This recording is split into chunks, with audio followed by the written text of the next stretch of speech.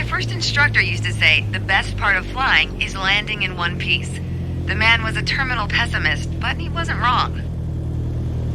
Today, you're in charge of bringing us in for a safe landing.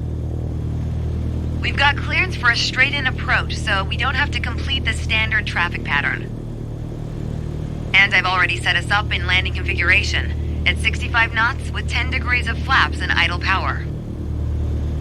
We're on the glide slope now. Maintain speed around 65 knots. Change your pitch if you need to, and keep your aim point on the runway number.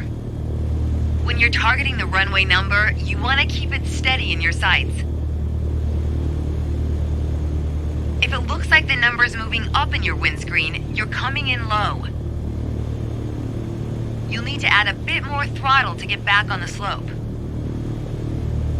If it looks like the number's moving down in your windscreen, well, then you're too high.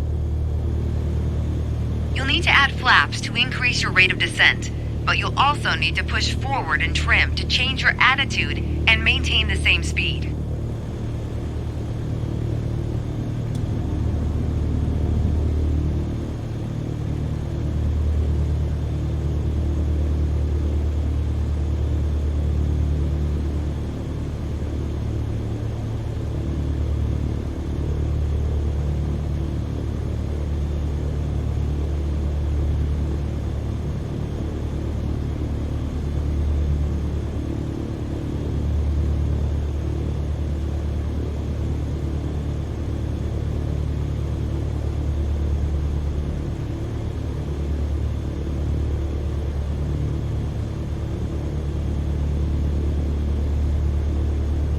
Keep your aim point on the runway threshold.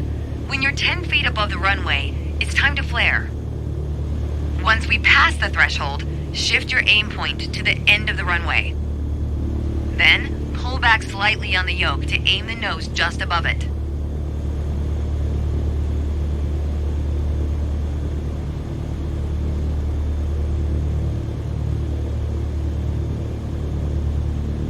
We're past the threshold, but still a bit high. Keep reducing altitude. You should be able to start flaring the plane now. Keep pulling back slowly. Let the plane settle onto the runway. Don't push it down, but don't let it start climbing. Nice. Now apply the brakes to slow us down and bring the plane to a stop. Great job. As they say, any landing you can walk away from is a good landing. But if